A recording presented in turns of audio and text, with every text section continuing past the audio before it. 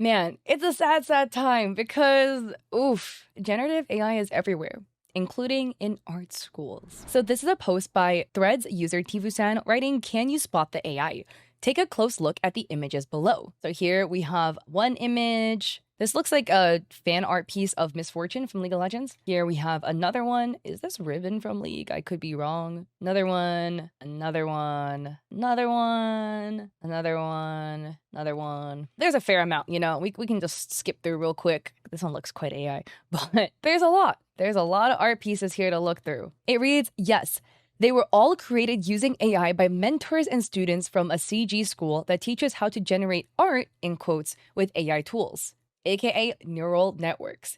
This is a long thread. The school is CG Lab. They've been teaching artists for over 10 years, originally offering traditional 2D and 3D courses for concept artists. However, according to the school, in order to stay up to date with industry demands, students now need to study AI tools. They refer to AI as neural networks. Let's take a look at their approach and the ideas they're promoting. Read the screenshots below. This is their website, cglab.pro. So this is their Russian website, and they also have an English website, which is cglab.school. One thing that I find really interesting is on the school one for the US one, or at least the English page, they have the tab on the left-hand side, courses, digital art, blah, blah, blah, blah. There's no tabs on the right-hand side. But if you look at cglab.pro, on the left-hand side, we have the courses.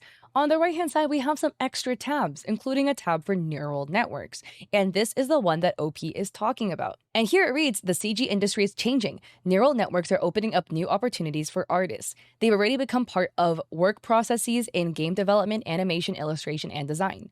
If you want to gain a relevant set of skills, then this course on neural networks is for you." So apparently in 8 weeks, you will learn to master Stable Diffusion, Midjourney, DALL-E, and ChatGPT, speed up your workflow, and become a more sought-after specialist, which is interesting. So we have authors for the course. Here we have a section of image generations from the course authors. So these, I guess, are their generations. Nice. Good for you. And we have the course overview. The course is written by artists for artists. I find that a little bit contradictory, honestly, given the topic of the course, but the course authors are professional 2D artists with many years of experience. They use neural networks as part of the workflow in the gaming industry, film industry, blah, blah, blah, blah, blah. They solve real-world work problems by speeding up the processes, dynamic compositions, and emotions, because it's difficult to achieve dynamic, non-standard poses and complex emotions in characters and neural networks. We'll teach you how. Kind of like if you drew it yourself, you can draw whatever you want, including dynamic compositions and emotions. So this is the program at hand. Week 1, they teach you how to install it. Sorry. How much hand-holding do you need to do? Like, do you need to, like, I don't know, boot up their computer too? We install and create the first generations in, and then a list of AI softwares, I guess. It's a 1-hour lecture in week 1. So week 2, Stable Diffusion Basics, complex prompting, text to image, blah, blah, blah, blah, blah. Now week 3, image to image prompting. Week 4, ControlNet and Upscale in Stable Diffusion. So they teach you how to color your own sketches. Nice. How to recolor the image. Generate poses. Then week 5, we have Midjourney, Nano Banana, and ChatGPT. Overview of ChatGPT tools. Week 6, you Stable Diffusion training where you create mini models to generate your own characters in your own style. You create a data set for style and character. How do you create a data set exactly? Just curious, you know, is it gonna be off of your artwork that you feed in yourself, which like, hey, that's your work. You can do whatever you want, I guess, with your own work. Do you feed other people's stuff into it? You know, how is that made? LoRa training method on models on your compute. Learn matte painting in the works of the school founder, Lena Sidorova, training in the watercolor style, and week 7 + 8. So some extra stuff for 2 hours. Wait, I just scrolled down. This is kind of absurd. It's 32,000 Russian ruble, which is 409 USD. It's almost 410 USD for 17.5 hours video lectures. That's like $23.50 per hour. Now, don't get me wrong. I think paying for courses of stuff that is worthwhile is good, you know, like from established artists where you can learn their technique and whatever. Personally, and this is just my opinion, I wouldn't spend my 400 hard-earned buckaroos on this. So the thread continues. Now let's take a look at different AI-generated images and how they were created. Here we can see how a student fed a sketch into Stable Diffusion, then generated all the components of the artwork using different tools. They combine everything into a collage. So this is the final image. So they placed the image in image to image. Stable Diffusion, they chose the best result with LoRa. They made a background in Midjourney, combined it, and then edited the face, made a portrait, and used Photoshop to combine everything. Another one, this student made their own sketch, but instead of finishing it, they ran it through AI. They then repeated the same process with a character and turned it into a collage. Pay attention to how additional AI tools are used to upscale already generated images, removing AI artifacts in the process. So here we have the final result. Version 1, this was the sketch they made, and they made a sketch of the background. This person can draw! Bruh. They colored it through depth map, and then they made a collage. They repainted it through image to image on Excel and upscaled it. Then they did a character sketch line and flat fill for the character, colored line art collage and correction, repainted it with AI. 3, this student used both Stable Diffusion and Midjourney and many other tools. In the second step, she photo bashed the sketch using Midjourney images from step 1 and upscaled it many times in different AI models. So this was the final image. So here they prompted a lot in Midjourney. They drew in a sketch. They used various models to try to find a color palette they liked. They finished the details with InPaint in Stable Diffusion and painted in Photoshop to preserve more brushstrokes. And they used different neural networks to find the right faces. Another example, the student generated a background based on a quick sketch, then upscaled it many times. They repeated the same process for the character as well. And then everything was combined in a collage. So this is the final. So they did a sketch, and then they generated, upscaled it, and then made some modifications. Then they did a quick sketch of the character. I tried for a long time to achieve the pose as in the sketch.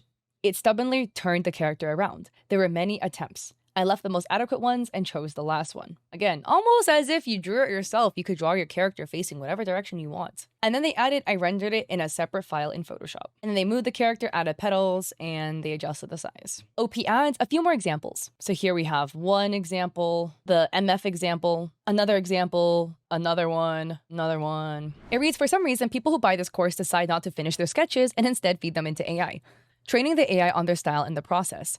Screenshot 1 is a good example of it. Sometimes they draw the sketches themselves, and sometimes they photo bash ideas using AI. All these tools are evolving, and it will become increasingly difficult to tell whether somebody is being dishonest or not. Now, it's not enough to only look for AI artifacts in the artwork itself, because an AI user can upscale images multiple times, collage different parts together, and combine many techniques. And it's also not enough to simply see the art creation process, since we already know many examples where these process videos were faked. I would like to know the answer. How we can protect ourselves from AI scammers, and how we can more effectively verify new artists joining the community. Honestly, I feel sad. I know this is not the only school that now teaches AI, and these schools are graduating hundreds of students every year. And it adds, to help understand what kind of dystopia we're living in, I'll add these student reviews about the course and the course's response regarding whether it's ethical to use AI. They paid for this approximately $450 USD. And right now I checked it, it was 410. So a student wrote, basically, I didn't have time to study neural networks on my own, but I began to need it more, and I took the course, and it was a great decision. And before the course, I just used AI without a special system and at random. Another person said, of course, it's inconvenient that everything changes so fast that a lecture can become outdated in a month and a half, but all info was relevant. Another person says, I liked the course. I started almost from scratch and everything was accessible. Another person wrote, I was looking on courses on AI for a long time. Why? Because I want to be on topic and to keep up, and because studying it on my own is very time consuming. And on a FAQ apparently on how to use neural networks ethically, it says each artist decides for himself how exactly he uses neural networks, or the employer is responsible for this. Ethical use option. For inspiration references in a draft photo tower, Midjourney and Stable Diffusion. For final textures and image pieces, DALL-E and Adobe Firefly in Photoshop, whose developers claim that their datasets did not involve the work of artists without permission. Even regarding that, using Midjourney and Stable Diffusion in the process is using AIs, that took stuff without permission. And that's the frustrating part, right? It's frustrating that it's being taught in schools, and it just kind of feels like a losing battle in some regard. Again, I truly believe that human art will win at the end of the day. Nothing can beat and replicate human artwork. But a lot of people in the comment section kind of feel very disheartened about the situation, feeling really frustrated, that it's being actively used in the gaming and other industries, that many companies are just using it no matter what, and they're kind of forcing their employees to use it. And a really interesting comment says, they're literally teaching artists to stop creating art, and it's so upsetting. Another user says, what a terrible time to be an artist. There should be laws implemented all over the world stating which works were done using AI.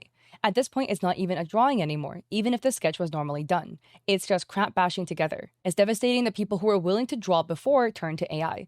For me personally, it's even worse as somebody who never even held a pencil in their life. How can they be proud of their art at this point? Just a few thoughts. So, like, there's people in the comments who will be like, oh, you're just a hater, blah, blah, blah, blah, blah. Your choice. You can do whatever you want with your life. I don't like generative AI, nor do I support it. You know, it's built off the theft of artists. Not cool to be using a tool like that. People are going to do whatever they want. But if you are going to choose to use such a thing, at least disclose it. And the issue is many times, the usage of generative AI is not disclosed in the process, whatever. And there's plenty of people who are LARPing as actual artists who are using generative AI to make their works. And there's a lot of people who do not want to purchase stuff that is made with generative AI. But the people are not disclosing it because for fear of it obviously hurting their customer base, right? So the clear disclosure of it is at least the bare minimum, in my opinion, that should happen. But secondly, it might seem like it's all doom and gloom, but at the end of the day, real human art is valued, real human art is appreciated, and people are still enjoying it.